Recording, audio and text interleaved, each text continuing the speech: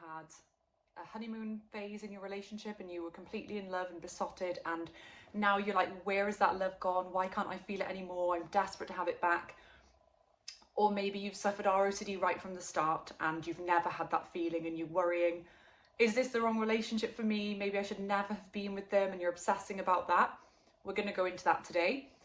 And I'm also going to talk about something that's been coming up around how do I know if this relationship is healthy for me, if I'm in a good, healthy relationship, and whether or not I should leave. So maybe you have had feelings of love in the past, or you have even now, but you're worried about some of the dynamics in the relationship and you're thinking, well, what if these are real relationship issues, not ROCD? So we're going to go into both those things. The first thing to say, because I've been through ROCD with the whole like, what if I don't love them? I can't feel anything. I remember feeling really numb is the feeling, like the description I would give it. It's like you're kind of indifferent to them. And just to really go there so that you can like get it in respect of like how bad it can feel. I used to imagine scenarios like him kissing someone else or dying, and I'd think, I don't think I'd be that bothered. And obviously like the reality of something actually happening versus, you know, how we think it would be are two very different things. But what really worked with me in my OCD recovery on ROCD, which barely affects me or comes into my mind anymore, is this unconditional life acceptance piece. Once I no longer desperately wanted the feeling of love, it started to come back. However, there's a bit of a catch in that when your brain knows that you're trying to accept the scenario of not caring if you feel love or not, it knows you still actually care, because you can't trick your own mind. So for me, for a long time, I would be like, oh yeah, it wouldn't be that bad if I actually in reality don't love my husband. It wouldn't be that big of a deal. But my brain knew that I was working on that so that I could feel the love. And so there's a real difference between working on your recovery in desperation of getting something back that you feel you've lost as a result of OCD, versus actually completely shifting your mindset and life perspectives in order to actually completely get better, whether or not it was real or not. And so I'm going to give you a good example here. Before I got better from ROCD, I would say that my happiness in life depended about 80% on whether or not my relationship was in a good place. I was so obsessed with it, alongside my other fears, that it was like, life is awful and ruined and terrible if I'm not in love with my husband. Whereas now in today, because of a radical mindset shift, not just because of like getting better from ROCD, my brain now views that a relationship is actually in reality. It's not even a trick to my brain in order to get better. In reality, my relationship is maybe 15-20% of the entirety of my life. That's something I truly believe. Now, what that's meant is I don't obsess about it as much. Something that's 80% of your happiness, you are gonna naturally care more about it. In a fundamental, like an opportunity for OCD to latch, you're gonna have more of an opportunity because it's a greater factor in your life. Now that it's 15-20%, and I can see it in reality, that is what it is. Even in a bad relationship, I've still got my friends, my business, my exercise, my children, my everything. So what's happened is my brain recognizes that I'm not as concerned about that anymore. And so OCD unlatched, and then the feelings came back in. So it's almost like once you don't care if they're there or not, that's when they're coming back. Same like panic attacks. Once you don't mind if you're having panic attacks or not, and you've made peace with, do you know what, I'm going to have 4 panic attacks a day for the rest of my life, and I can genuinely live like this. The same way as someone who has some kind of illness that means that their muscles, I don't know, like they can't walk as a result of their body function. I'm not a doctor, I don't know anything about medical terms. They accept that they are living like that for the rest of their life, and from there make the best of it. So we're not talking about just living in misery and making peace with it all. It's just about, I don't want that to be true, unconditional life acceptance. I don't want it to be true that I'm with a person that I'm not in love with and they could be a better match for me. But even if I am, I can be at peace with it. I know that other people have lived through this. And so then you might be saying, yeah, but it feels so urgent. How can you just ignore that? What if it's real? What I would say is that today, any relationship concerns I have, they never feel urgent anymore. And that's how I kind of know that it's not OCD. If there's something that comes up that I think, oh, we probably should talk about that at some point, but I don't need to right now, I can't be bothered today, actually, we'll talk about it at some point in the future. That's a more healthy response in a relationship. OCD hijacks you. You can't relax until you know the answer to this. What if they're the wrong person because of this? So my advice with things like, am I in the wrong relationship? Do I really love them? How can I test this out? Whenever it feels urgent, it's best to just leave it well alone and let the spike pass.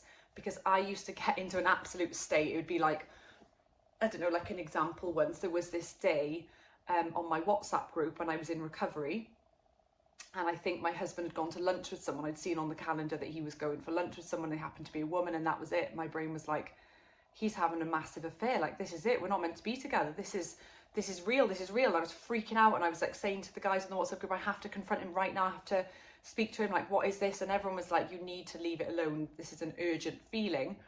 And as it happened, a day later, it had gone from me, and there was something else I was latching to that meant we couldn't be together. So be really mindful of how urgent things feel. And this leads into what I was talking about understanding, am I in the wrong relationship? Because what is quite scary about our OCD, that I found scary, is that this is quite a reasonable fear. You know, a lot of people do break up. So it's a very uncertain area. So the first one is, you can't get certainty that you're with the right person. I don't even believe there is such a thing as right person. It's like, do you want a fun-filled, crazy life, and you go off to travel in the world with someone who's like wild and free and crazy and whatever, and then you miss the fact that you haven't really got that structure and support, and maybe they run off with someone else because they're bored of you? Or do you have like a more domestic, simple life with a provider who, like, whatever, meets all of your needs, but maybe you haven't got that traveling excitement? In reality, this is not reassurance. In reality, there isn't going to be a person who will satisfy and meet every need. And so this is why our OCD can have an absolute field day. It can make you think that one feature of someone's face is a reason you physically cannot be with them. And so making peace with the fact that you may well be with the wrong person, whatever that means, like, make peace with it, work on that, dispute those irrational beliefs. And if you've been following this channel, that's the whole concept, is disputing irrational beliefs, looking at what is the underlying irrational belief to all of these fears I have that my OCD is latching to. Mine was, I'm going to wake up at 75 and I'm going to realise it's going to hit me that I've spent my entire life afraid to leave my relationship just because of what people would think, or just because I'm scared to hurt someone else. That was my fear. My irrational belief is that that would be terrible, unlivable, awful. Well, I know that it wouldn't now. I know that that would be an uncomfortable feeling that I wouldn't want, but it would be a feeling and nothing more. And so now it's unlatched, because I don't care fundamentally. I don't actually mind that much if it happens. Same way if you said to someone who doesn't have OCD, how would you feel about getting cancer when you're 60? They'd be like, I really don't want to get cancer. They're not saying they do. They're not looking forward to the idea, but they're not worrying about it and thinking about it obsessively. Same with relationships. So back to the feeling of love. That's it. The biggest thing is, once you are at peace with never having it again, and I know that's hard, once you can make peace with your life being, you know, not defined by your relationship, making peace that, hey, do you know what, maybe I am in the wrong relationship, maybe I don't love them, but not just saying that to yourself compulsively, because that can be a thing that people do wrong, and I did it for a bit. It was like, anytime I had doubts, I'd go, yeah, but even if I don't love him, it's fine, everything's going to be okay. That is a compulsion. It's not saying, oh, everything will be fine. It's saying, like, yes, maybe there's a possibility that I'm supposed to be with someone different, and I can live with that possibility, and slowly chipping away at those irrational beliefs and the perspective that life could be so much worse. What we're doing is training our mind to see the threat for what it really is, and see it in the same way that someone without OCD would see that threat. My friends complain to me about their husbands all the time. Some of them will say how much they'd love to be married to so-and-so celebrity and how amazing that husband seems compared to them, how literally someone the other day said, oh my gosh, the only reason I'm with my husband is because I can't afford a divorce. I can't stand him. And I was stood there thinking, oh my gosh, that's like amazing to me that you do that. But at the same time, she wasn't worried about it. She's saying I am with the wrong person and she doesn't care. So you see, people without OCD, they don't obsess about things like we do. So it feels like life and death. But in reality, for that friend, she is living the fear I had and she doesn't care. So it shows you it is perspective and nothing else. What has happened since I've loosened the grip around OCD on my relationship is that actually I've got this whole new beautiful perspective on it.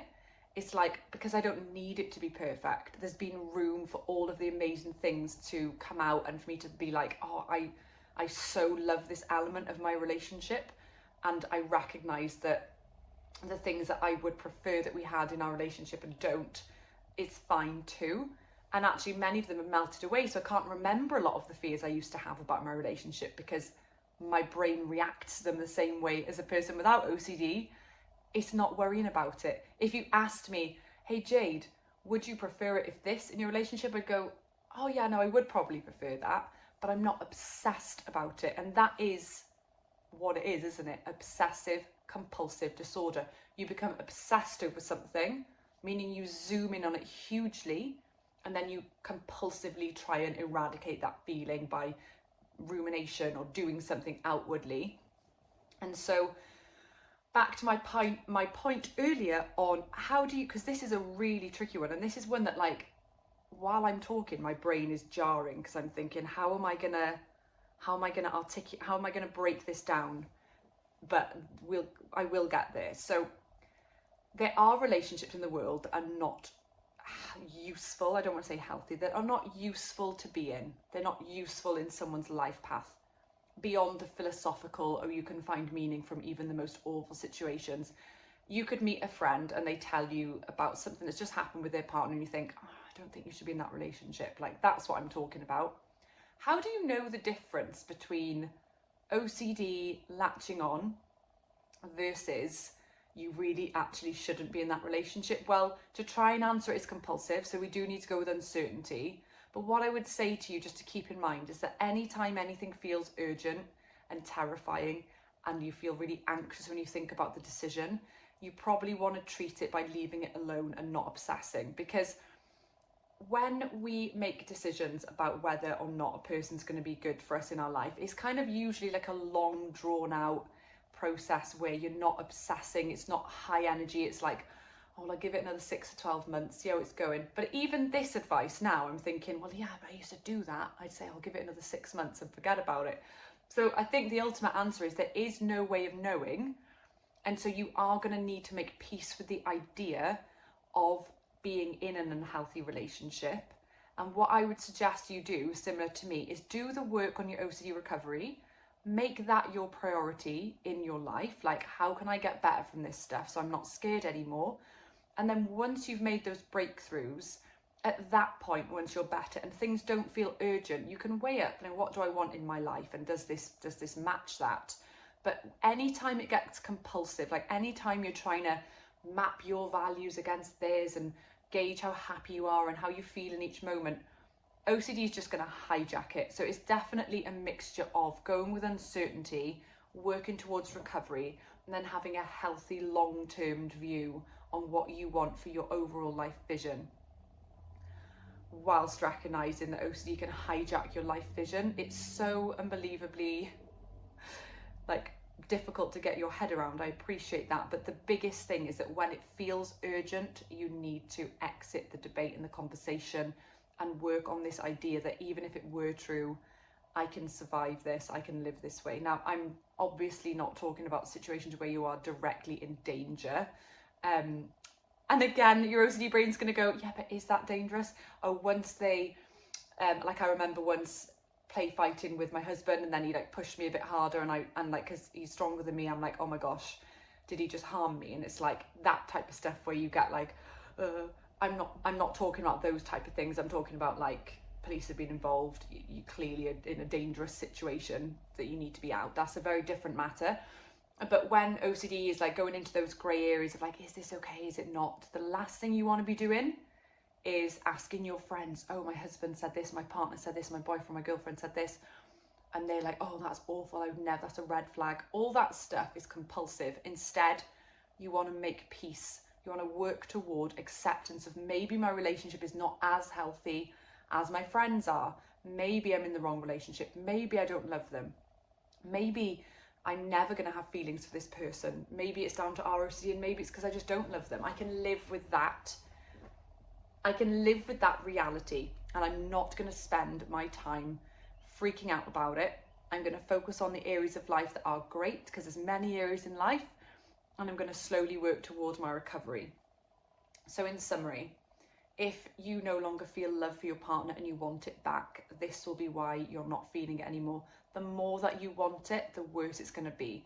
And it's like when I remember the early stages of my relationship, where like I was just completely besotted with my husband, like just the honeymoon period. I always remember like the most mundane things would be the most amazing in love feeling in the world, like being hungover and going for a walk to get a pasty at Greg's. I'd be like, oh, this is the best thing in the world. And then when you plan like a really amazing trip or something really romantic, it's actually not romantic. It's the same thing. And with nights out with your friends, if you just meet after work and you're not really supposed to be out, and then you end up having, you know, a couple of drinks, or maybe you don't drink, you're just chatting, and then it turns into the best time of your life that you will never forget, versus a whole planned, structured, you've booked transport, you've booked access to clubs and pubs and bars, and then you basically go out and you don't even feel like being out. Think of it like that with ROCD. The more you want it to be lovely and you want to feel things, the less likely it's going to be that you're going to feel those things. And so that is where, again, it works on the night out analogy. When you, like my nights out, when I have them, I've got young kids, are better because when I go out, I'm like, I don't need this to be a good night. This can be boring, I don't mind. And I end up having way more fun because I'm not attached to an idea of something being great. And it's the same with ROCD. It's a true mindset shift of, I would like to be in love with the person I'm with. I would like to have those feelings back, or I would like to get the ones in the first place. But even if I don't, there's still great companionship here, or we've still got loads of interest. And it's not about reassurance, it's about reality. The fact is, you do not need to be crazy in love to be happy in life. So making peace with the life you have, even if your fears are true, just makes logical sense. Do not do it as a compulsion. Just figure out, how am I going to make my life relatively good, even if my relationship is rubbish? And that's going to be the key that sets you free to the relationship becoming what it can be and what it always has been in reality, is that you get these little moments of like, oh wow, I didn't realize, like that just was awesome, like we had that really special moment, or something came back. And as soon as you don't need them and you're not desperate for them, they'll come back. So I hope that was useful today. If you have any questions about ROCD, or there's any topics or questions you have for me that you'd like me to cover, please will you comment in the comments box, and I read all the comments on here, so I'll make sure I read them, and I'll make sure that I cover your question in my next Q&A. Thanks, bye.